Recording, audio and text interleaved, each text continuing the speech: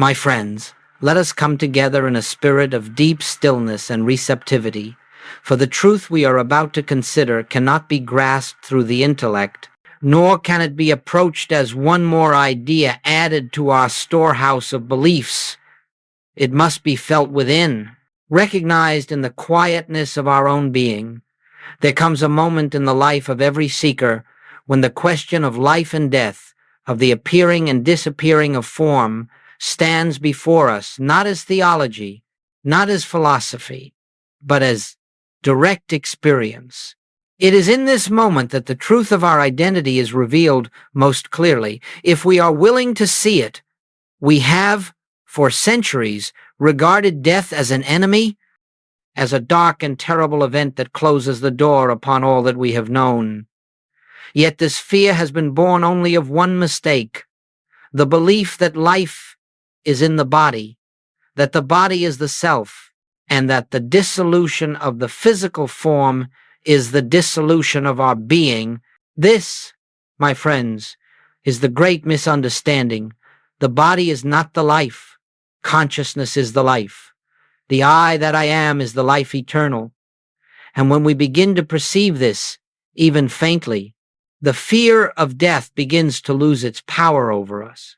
In the final months of my earthly life, there was no battle with death, no desperate attempt to hold the body together, no appeal to an external God to preserve a form that was never the seat of identity. Instead, there was only the quiet recognition that the life which animates, sustains, and maintains itself as this awareness has no beginning and no ending. What appears as birth, what appears as death.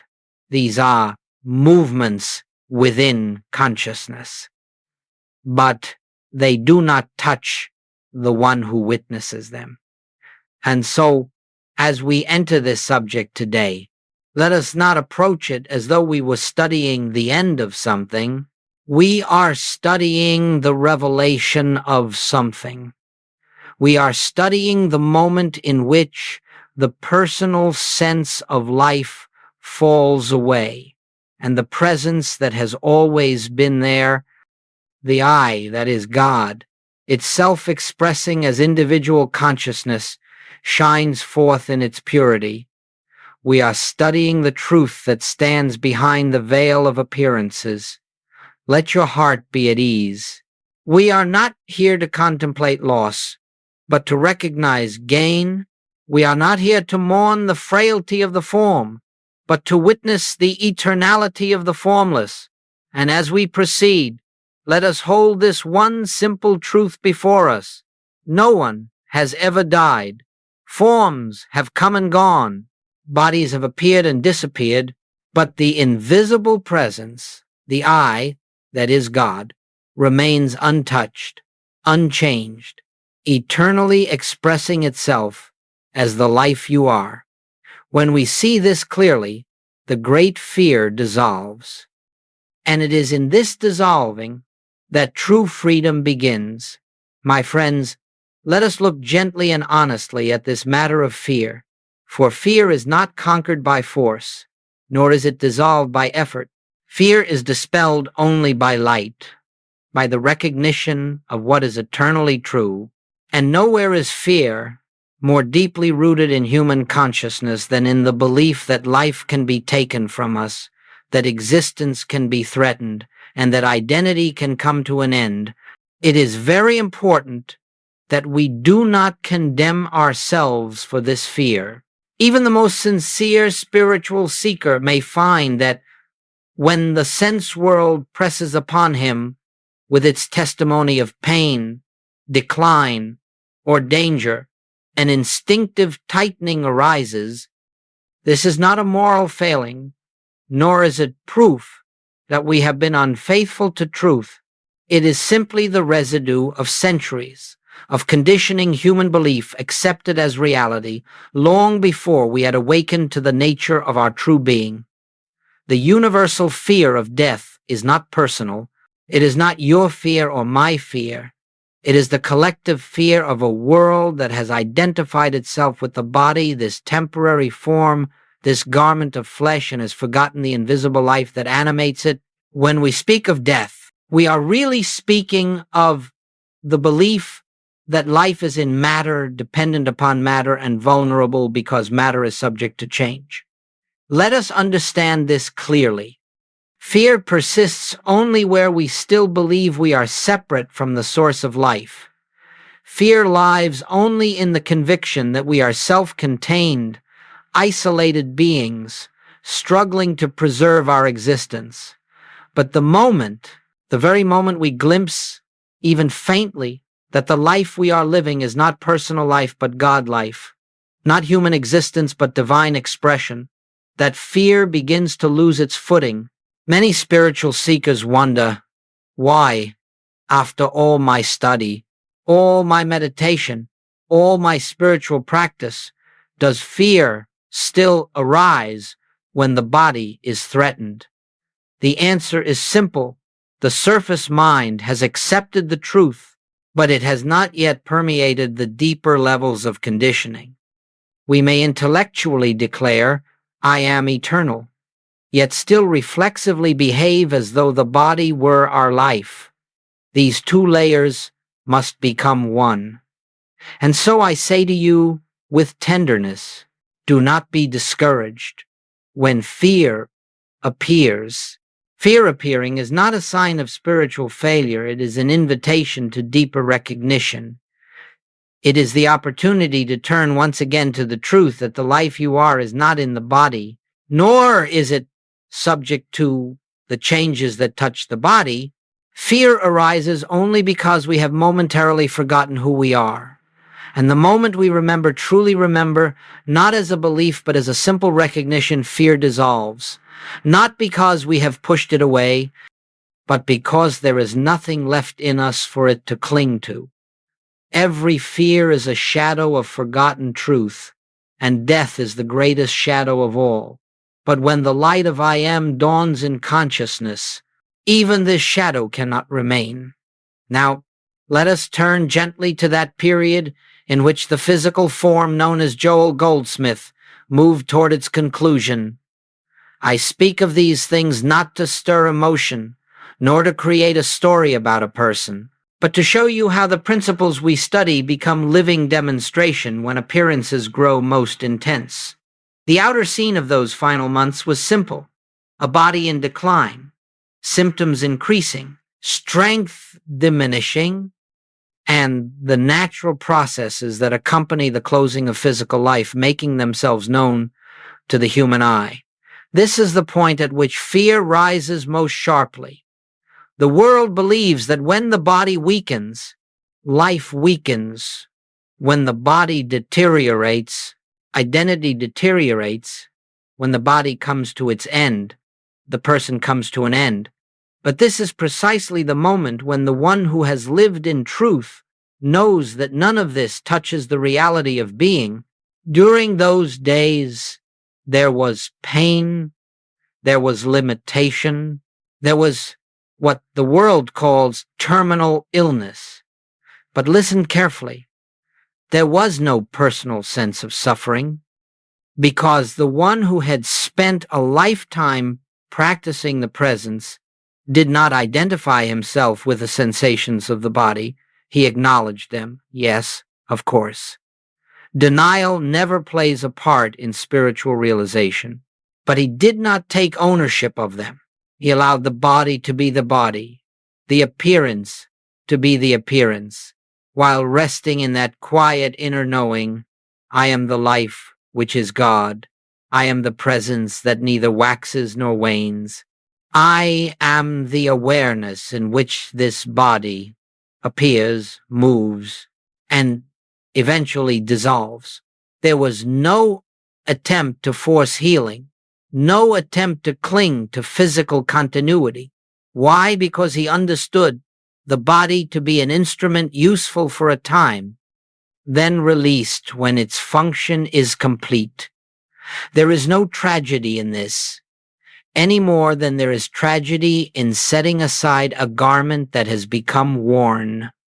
The garment serves its purpose and is laid aside. but the one who wore it continues unchanged. And so the atmosphere around him in those days was one of quietness, not darkness, not fear, not dread, quietness, a deep stillness that arises when the battle with appearances has ended, when consciousness no longer tries to control, improve, or preserve form, but simply beholds.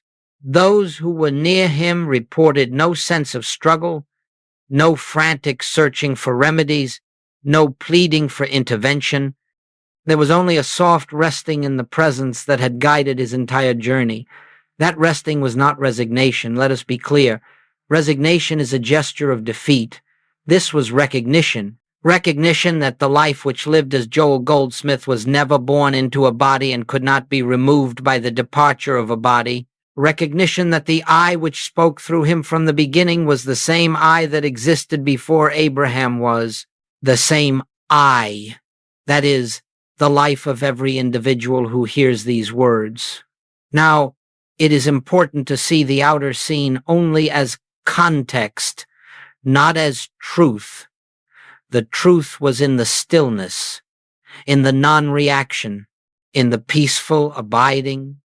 The truth was in the refusal to accept the body's condition as a statement about identity, and in this way, even the final days of the physical form became a teaching not in words, but in demonstration.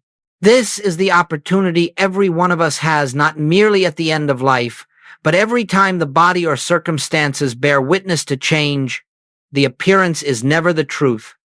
The truth stands behind it as the silent, eternal presence that is our very being. Now, my friends, let us look more deeply at what was taking place within during those final months, for this is where the real teaching lies. The outer appearance of a declining body is of no great significance. Bodies come and go, and they have done so since time began. What matters is the state of consciousness from which we meet these appearances. This is the entire secret of spiritual life, the recognition of the I that is eternal. Even as the forms through which it expresses rise and fall in their appointed season, the inner practice in those days was the same practice that had been lived for decades. No new technique was introduced, no special meditation for the dying, no urgent prayer for deliverance.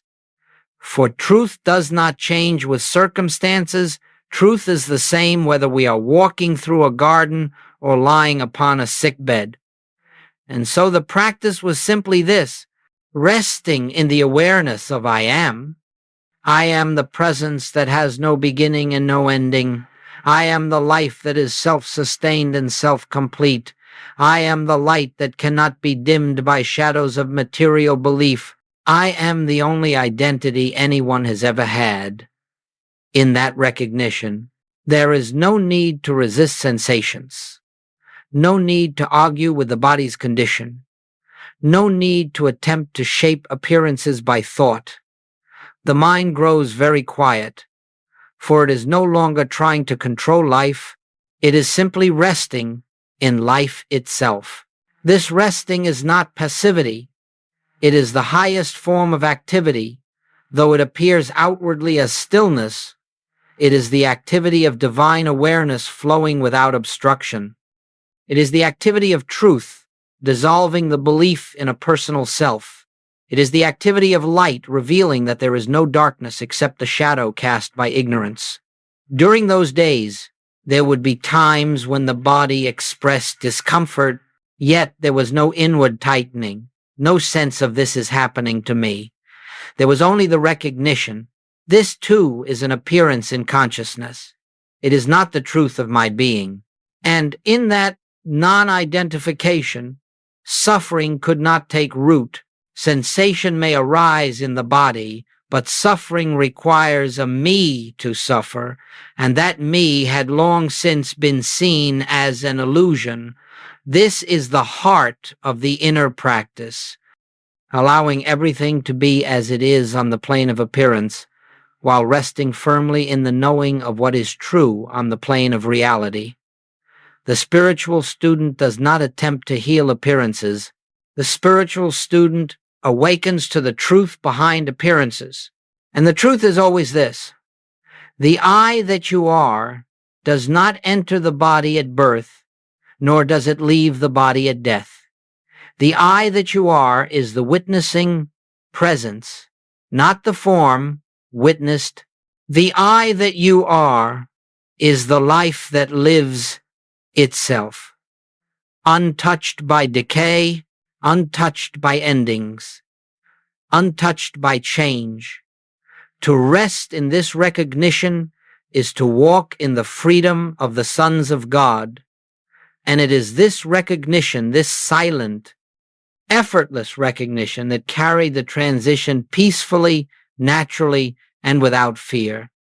For when one abides in I am, there is no death to face, only a gentle releasing of the temporary form through which this infinite presence once expressed.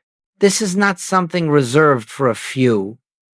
It is the natural heritage of every individual who turns within and acknowledges, I live, yet not I, but the Christ. This I am is the life that lives me.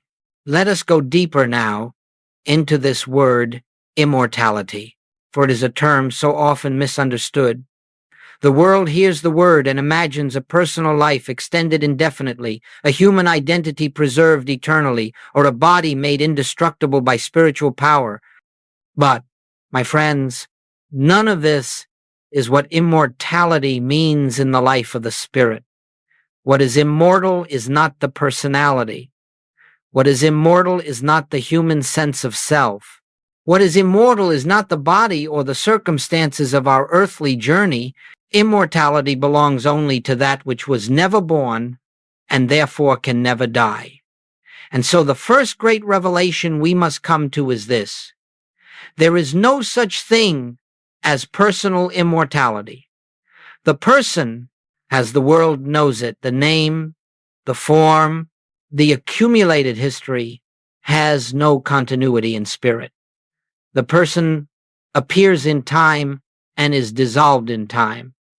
But the life that animates that person, the consciousness that shines through it, the presence that says I, that is eternal, that is the only immortality there is. When I speak of immortality, I speak of that which is alive right now as the awareness hearing these words. I speak of the one who is conscious of existing, yet whose existence does not depend upon the body, nor upon the world, nor upon any external condition. This I, this pure, unconditioned awareness, is the Christ, the Self, the infinite way. It does not begin at conception, nor does it end at death. It stands ever present behind all appearances. The purpose of spiritual living is not to preserve the body forever, but to awaken to the truth that the body is not the seat of your identity. In this awakening, fear dissolves not because we have conquered death, but because we have seen that nothing real can die. What dies is the picture. What dies is the form. What dies is the mask through which the infinite has temporarily expressed, but the infinite itself remains unchanged. If you examine the great statements of the Master, you will find that he never identified life with the body. He said, "Destroy this temple, and in 3 days I will raise it up." He said, "Before Abraham was, I am." He said, "I am the resurrection and the life." These statements do not refer to a man. They refer to the eternal presence speaking through the man. The I am is the immortality of every individual. This is why, in those final days, there was no sense of loss, no anticipation of ending, no clinging to the form. There was only the recognition that the I, which had lived the entire span of the human experience, was the same I that lived before that experience began and would continue after that experience concluded. Immortality, then, is not something to be attained. It is not a reward. It is not a future state. Immortality is the present reality of your being. It is the truth that is already here, already complete, already expressing itself as the consciousness that is aware in this moment. You do not become immortal. You awaken to the immortality that has always been yours.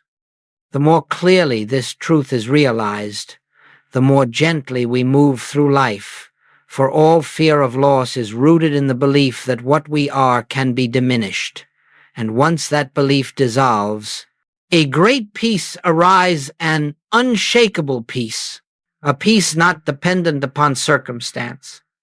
This is the immortality Joel Goldsmith revealed, not in theory, but in living demonstration. And it is this immortality that you too will feel the moment you turn within and recognize, I am the life eternal, appearing now as this individual expression, yet untouched by all that changes on the surface of experience. As we move further into this sacred subject, let us turn our attention away from the outer picture of declining physical form and consider the inner experience, for the outer appearance of a dissolving body tells us nothing about the life that is living itself. Truth reveals itself not in what the senses behold, but in the awareness with which we meet the senses' report.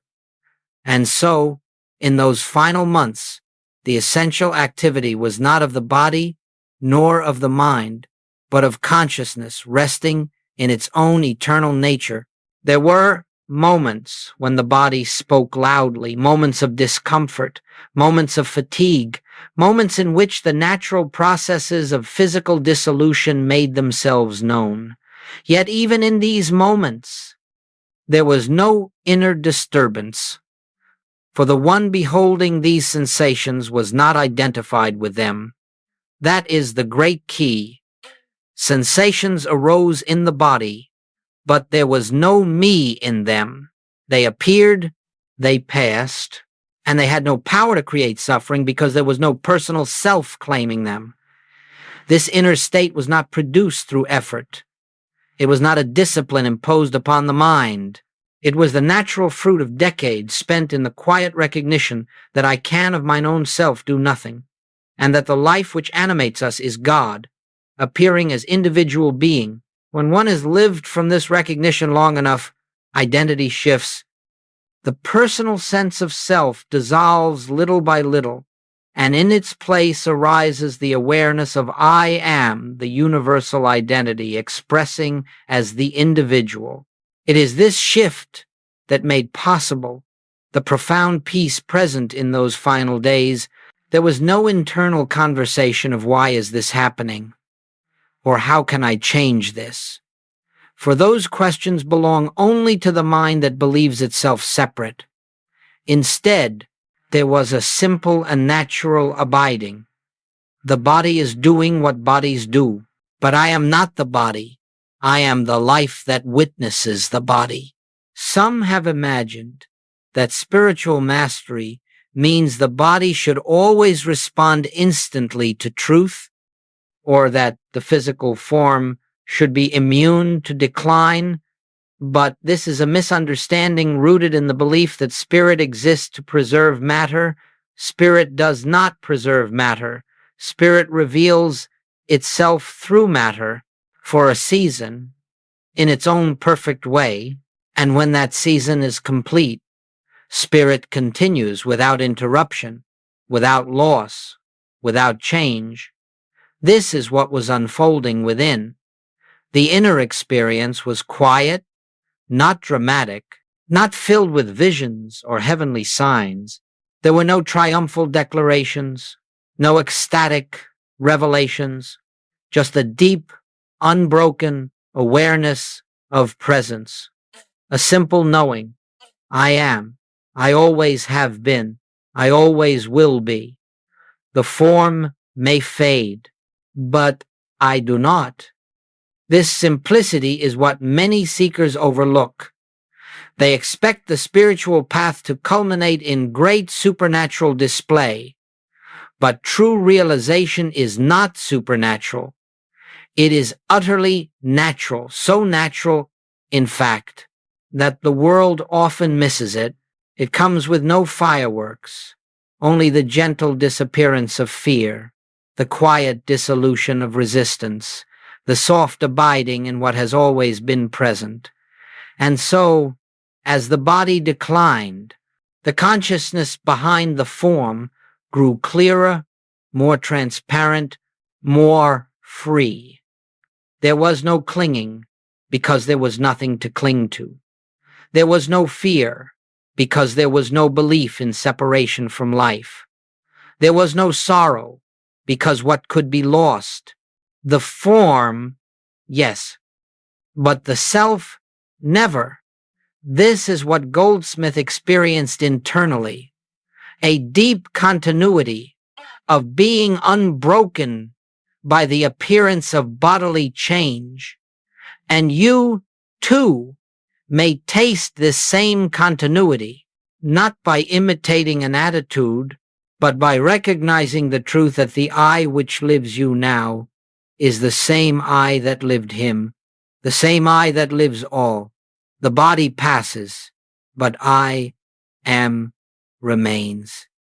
Now, my friends, let us gently turn from the appearance of one man's transition and consider what this demonstration reveals about your own life, your own consciousness, your own journey on this path. For the significance of those final days lies not in the story of Joel Goldsmith, but in the light they shed upon the truth of your being. Every event in the life of a spiritual teacher holds meaning only to the degree that it awakens recognition within you. And so we ask, what does this reveal about the life you are living now? First, it reveals that the fear of death, the deepest fear known to humanity, is not dissolved by changing circumstances, but by changing identity. You do not overcome fear by adjusting the conditions of your human experience. You overcome fear only by recognizing that the one who seems to fear is not the one you truly are. When identity shifts from the personal self to the I am, fear naturally dissolves because the I am cannot be threatened. Second, his passing shows us that your security has never depended on the body. Your safety, your continuity, your very existence do not rest upon the strength of your physical form. The body may be healthy or ill, young or old, vigorous or frail, but the life that animates it remains untouched. When you recognize this, truly recognize it, you begin to meet life's challenges with a calmness the world cannot understand. You begin to live from a place of stability that is not conditioned by the senses. Third, you discover that nothing in your experience is as serious as you once believed. When you look at your life from the perspective of eternal being, the troubles that once seemed overwhelming lose their weight. Financial pressures, relationship tensions, bodily discomforts, these remain the appearances they always were, but the sense of me that struggles with them begins to fade. You learn to let things arise and pass without being shaken, because you are centered in the awareness that beholds them. Fourth, you are shown that spiritual realization is practical. It is not something reserved for moments of meditation or spiritual ecstasy. It is not something to be attained in the final days of life. It is to be lived now in the midst of your daily responsibilities, your everyday interactions, your ordinary challenges. Every moment is an opportunity to rest in the truth that the life you are is not the life of the body, not the life of the personality, but the life of God expressing as individual being. Fifth, you learn that the transition called death is not a dramatic event. It is not a rupture in consciousness. It is not a moment of terror or sudden awakening. It is simply the continuation of the same life that is present right now. The consciousness you bring to this moment is the consciousness you bring to that moment. If you live now with fear, you carry fear into that transition. If you live now in recognition, you carry recognition. And so the true work is always here, always now. Finally, as passing teaches you that you are not walking toward a final moment of loss. You are walking toward the deeper unveiling of what you already are.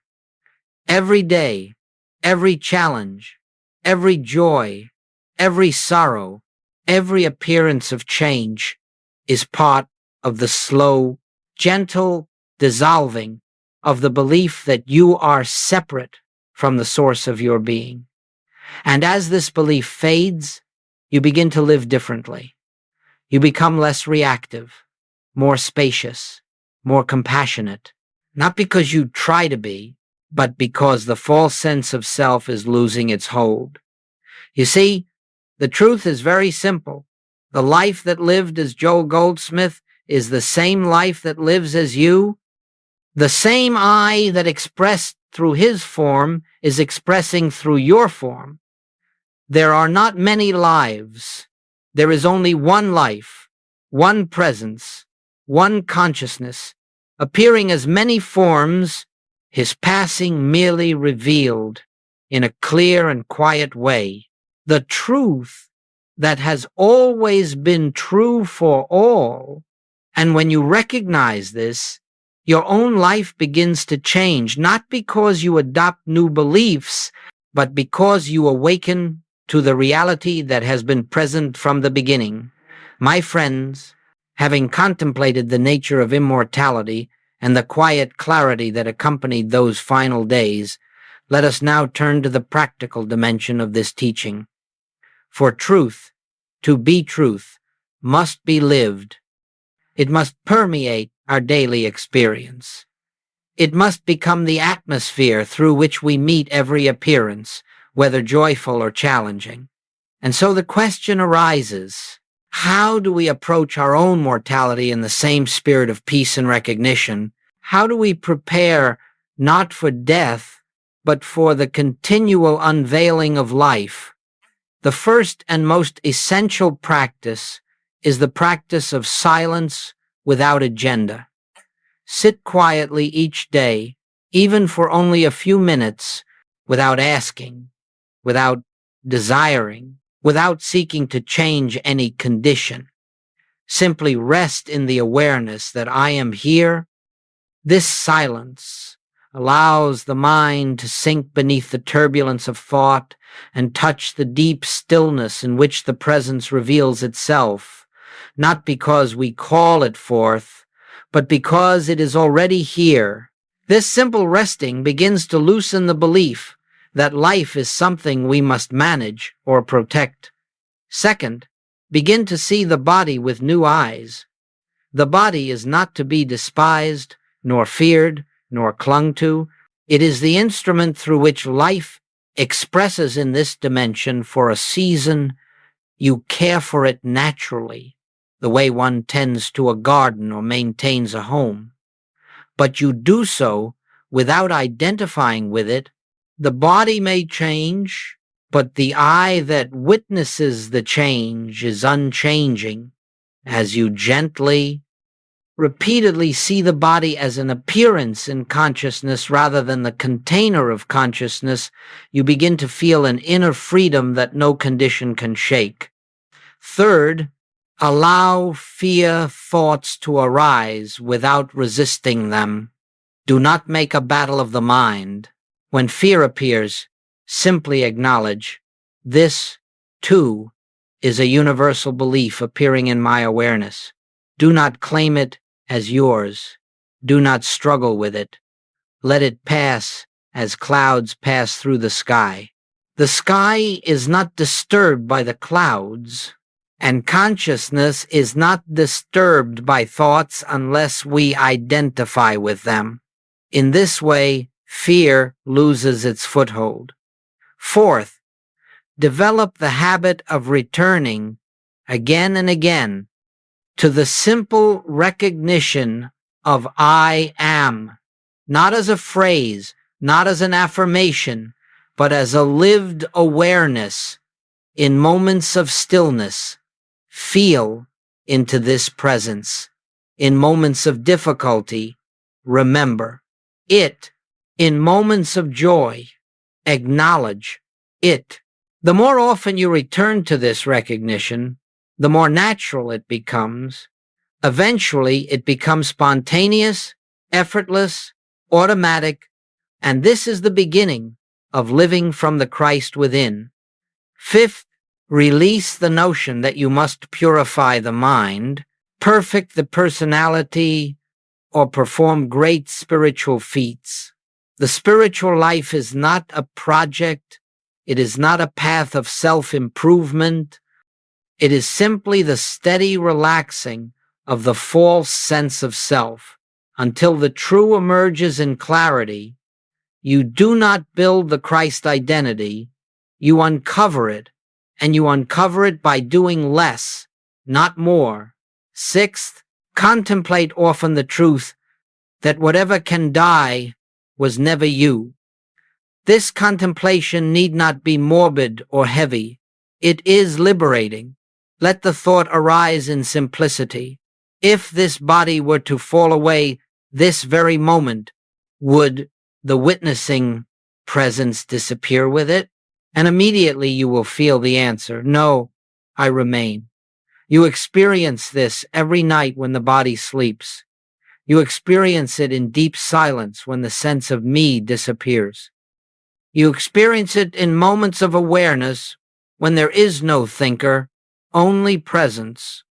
Finally, recognize that the preparation for death is simply the preparation for life. There is no special practice for the final day. There is only the daily recognition of truth until the fear-based identity dissolves. Whether you are young or old, healthy or facing illness, the work is always the same. Return to the I am, rest in the presence. Let the personal sense diminish. Let the eternal self reveal itself. In this way, you approach mortality not as a fearful event, but as a gentle transition, no more significant than the passing of one season into another. When that moment comes, it will be met with the same peace, the same unbroken awareness, the same recognition that guided every step of your life. For the one who knows the I am does not prepare for death. He abides in life, and life continues. My friends, let us come now to a gentle close. And as we do, I would invite you to rest, not in thought, not in theory, but in the quiet awareness that is present even now, even here, for everything that has been shared, every truth that is unfolded, every glimpse into the eternal nature of your being has had but one purpose: to lead you home to the awareness of the presence that lives you. There is no journey to complete. There is no finish line to reach. There is no distant spiritual attainment awaiting you in some far-off future. What you seek, you already are. The life you have feared losing has never been yours to lose, for it is not personal life. It is the infinite expressing itself as individual consciousness. One life, one being, one I. When we look upon the transition called death, we do not look upon an ending. We look upon a passing of form, a shedding of the temporary garment. But you, the witnessing presence, are not touched by it. You are the same before, during, and after. The form may fall away, yes, but the life that animates the form does not fall away.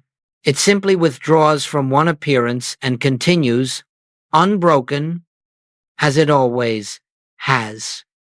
And so the truth is this: You are not moving toward death. You are moving moment by moment into deeper recognition of life. You are not approaching a point of darkness. You are moving toward the dawning of your own eternal nature. Every fear, every challenge, every moment of stillness, every step on the path, these are not random events. They are invitations. Each one calling you to rest more deeply in the I that is God. Let your heart be at peace. You are not fragile. You are not temporary. You are not a creature struggling to survive in a dangerous world. You are the very presence of God, made visible as individual being.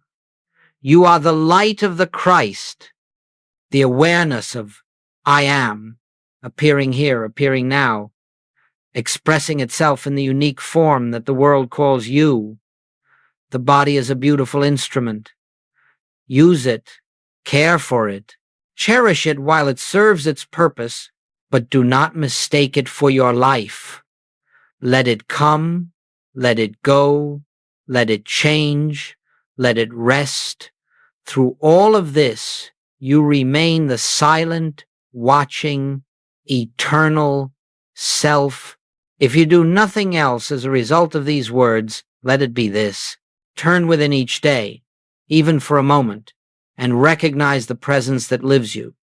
Let that recognition become your refuge, your strength, your peace. For in that recognition lies the end of fear, the end of struggle, the end of the belief in separation. In that recognition lies your freedom. And when the time comes for this form to be released, it will not be a moment of terror. It will be a moment of surrender into the very life that has carried you from the beginning. You will recognize it not as the end, but as the continuation of what has always been. The presence that lives you now will live you then. The I that is aware now will be aware then. The life that you are will simply flow into a new expression. Rest, then, in the assurance that nothing real can be lost, nothing eternal can be threatened, and you are eternal. I am is your name. I am is your identity. I am is your immortality. And in that I am, we are one.